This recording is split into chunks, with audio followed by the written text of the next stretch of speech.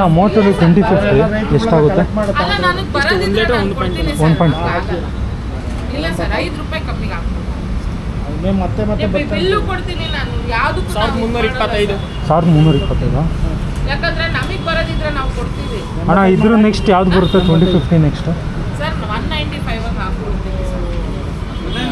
ಮತ್ತೆ can charge ಆಗುತ್ತೆ ಸರ್. ಇದು ನೆಕ್ಸ್ಟ್ ತಗೋಬೇಕು ಅಂದ್ರೆ ಹಾಂ 1 ಲೀಟರ್ ಬರುತ್ತೆ 1.5 ಜಸ್ಟ್ ಕ್ಯಾನ್ ಚಾನ್ ಹಂಗಿರಲ್ಲ, ವೇಸ್ಟೇಜ್ ಹಾಕಕ್ಕಾಗಲ್ಲ ಸರ್. ರೌಂಡಿಂಗ್ ಆಗ್ಬಿಡುತ್ತೆ. ಅನ್ನು 300 ಬಿ ಕೊಡು.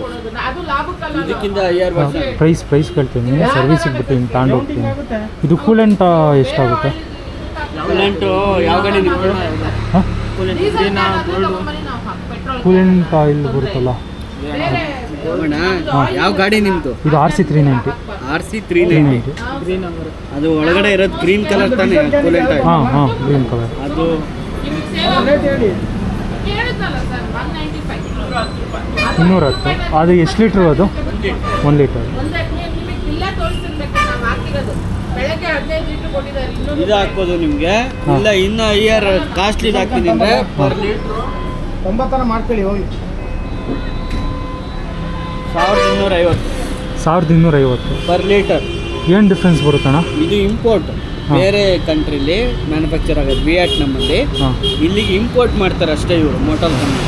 ಹಾಂ ಇದು ಮೋಟಲ್ ಅಲ್ಲ, ಇದು ಎಲ್ಲ ಮೋಟಲ್ ಇಂಡಿಯನ್ ಮ್ಯಾನುಫ್ಯಾಕ್ಚರ್, ಇದು ಇಂಪೋರ್ಟ್. ವಿಯೆಟ್ನಾಮ್.